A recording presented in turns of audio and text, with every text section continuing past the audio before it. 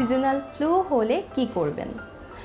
সব কিছু ডিপেন্ড করে আপনার খাবারের উপর। আপনি আপনার খাদ্য তালিকায় কী ধরনের খাবার নির্বাচন করছেন, কি খাচ্ছেন, কোন খাবার থেকে বিরত থাকছেন, তার উপর ডিপেন্ড করে আপনার সুস্থতা।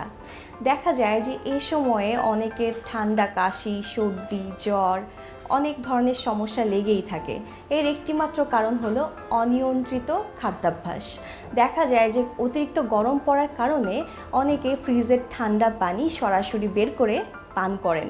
এতে অনেক ধরনের ক্ষতি হয়, বিশেষ করে যাদের টনসিলের সমস্যা আছে এবং যাদের কিনা কথায় কথায় ঠান্ডা আসে, তাদের ক্ষেত্রে কিন্তু এটি খুব সমস্যার একটি কারণ। তাই অবশ্যই ঠান্ডা পানি এড়িয়ে চলবেন। ঠান্ডা পানি 1/3% এবং 2/3% নেবেন নর্মাল পানি।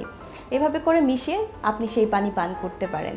এর পাশাপাশি যাদের কিনা জ্বর আসে, তারা জ্বরের সময় আনারস, জাম্বুরা, বিভিন্ন ধরনের টক জাতীয় ফল খাবেন, যাতে শরীর খুব সহজেই ডিটক্সিফাইং হয়। আরেকটি ইম্পর্টেন্ট বিষয় হলো দুধ পান করা।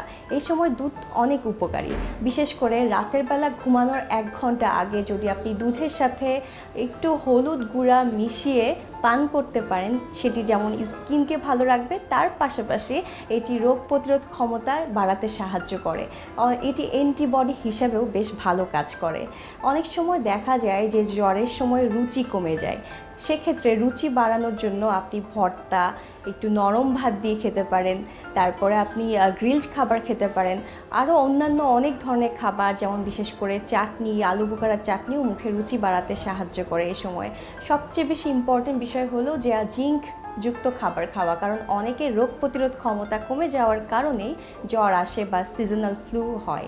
সেক্ষেত্রে জিঙ্কযুক্ত খাবার আপনি পাবেন মাংসের কলিজা থেকে, মাছ থেকে এবং বিভিন্ন ধরনের লাল শাকসবজি থেকে। ফলের রস অনেক ইম্পর্ট্যান্ট একটি খাবার, কারণ আপনি যখন নিয়মিত ফলের রস খাচ্ছেন, এর মধ্যে থাকা ভিটামিনস, মিনারেলস, ফসফরাস, পটাশিয়াম আপনার হেলথকে যেমন অনেক বেশি ভালো রাখবে, তেমনই আপনাকে এনার্জেটিক করে তুলবে।